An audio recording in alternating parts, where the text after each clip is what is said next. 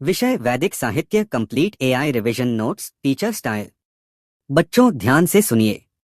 भारतीय प्राचीन इतिहास में सबसे पुराना और सबसे महत्वपूर्ण साहित्य है वैदिक साहित्य।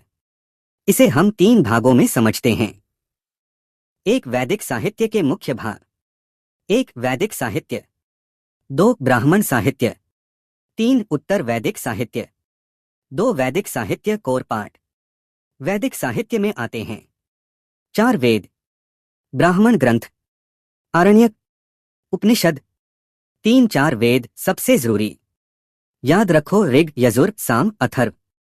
1 ऋग्वेद, सबसे प्राचीन वेद। देवताओं की स्तुति के मंत्र। कुल सूक्त 1028। कुल मंत्र 10,580। मंडल 10। सबसे छोटा मंडल 9वां। सबसे बड़ा मंडल 1 सेंट और 10 एथ। देवता इंद्र सबसे अधिक। Exam line.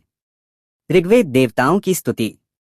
2 यजुर्वेद, यज्ञ करने की विधि। मंत्र प्लस गद्य दोनों।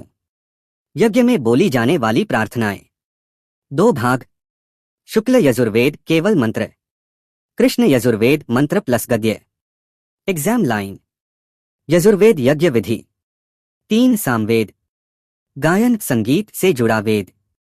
मंत्र ऋग्वेद से लिए गए। भारतीय संगीत का आधार। Exam line. सामवेद संगीत। 4 अथर्ववेद, जादूटोना रोग उपचार, घरेलू जीवन।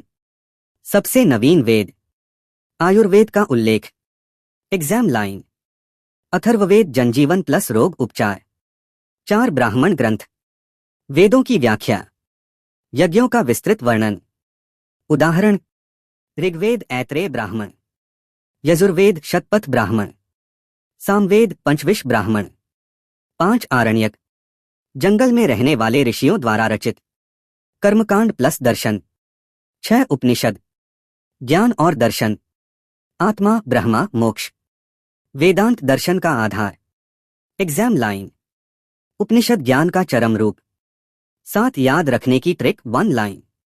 ऋग देवता, यजुर यज्ञ, साम संगीत, अथर्व आम जीवन।